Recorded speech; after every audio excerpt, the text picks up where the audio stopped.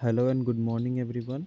In this video we are going to discuss complete subject that exist in pair. कुछ ऐसे subject जो कि pair में ही exist करते हैं और वो फिर भी वो सिंगुलर वर्ब लेते हैं अपने साथ, चाहे वो सिंगुलर हेल्पिंग वर्ब लें या सिंगुलर वो मेन वर्ब लें। तो ऐसे कुछ और भी हैं जो मैंने थोड़ा एक डिफरेंट पेन से लिखा है, वो आप इसे एक बार देख लीजिए। मैं इसको आपको समझा देता हूँ अच्छे से। ड्यूरिंग ड्रिंकिंग एंड ड्राइविंग का मतलब होता है कि जब आप गाड़ी चलाते हैं, ये एक ऐसा सब्जेक्ट है कि कहीं पर भी आएगा, इसके साथ सिंगुलर हेल्पिंग वर्ब या मेन वर्ब लगेगा, यानी वर्ब में दोनों वर्ब सिंगुलर ही आएंगे, चाहे जो भी वर्ब आए। एब एंड फ्लो विच मीन्स होता है ज्वार एंड भाटा। कस्टम एंड ट्रेडिशंस जैसे आपका रीति रिवाज और परंपराएं होती हैं। कल्चर एंड ट्रेडिशंस का मतलब जैसे आपकी संस्कृति होती है और संस्कृति के साथ आपका ट्रेडिशन होता है। Which means custom and tradition का मतलब होता है क्या, which means you whatever you are following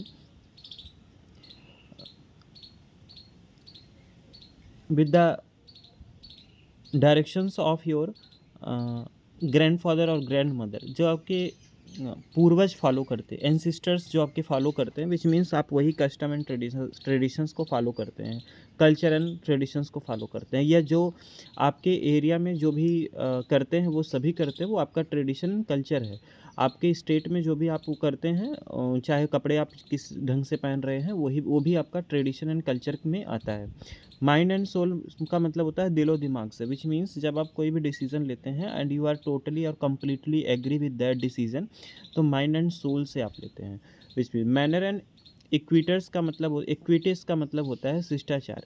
manners and equities का मतलब होता है शिष्टाचार, विच मीन्स ये दोनों ही वर्ड एक ही चीज़ को डिनोट करता है, या एक ही इसका, इन दोनों सब्जेक्ट का मतलब मोटिव एक होता है। एंड दैट इज़ वाई इन सारे पेयर्स, जो भी पेयर्स में सब्जेक्ट एग्जिस्ट कर रहे हैं, इन दो दो वर्ड या दो दो सब्जेक्ट मैं बोलूँ, इन दोनों का मोटिव एक होता है, इसलिए हम इनके साथ सिंगुलर सब वर्ब का यूज़ करते हैं, सिंगुलर हेल्पिंग वर्ब का यूज़ करते हैं, या सिंगुलर मेन वर्ब का यूज़ करते हैं।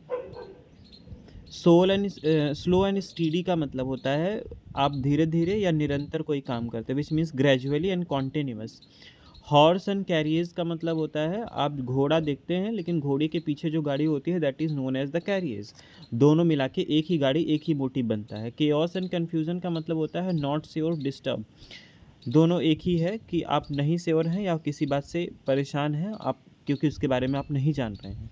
पावर एंड इन्फ्लुएंस का मतलब होता है अगर आपके पास पावर है तो उसका इन्फ्लुएंस दिखता है कि हाँ आपके पास कौन सी पावर है, किस तरीके से पावर है।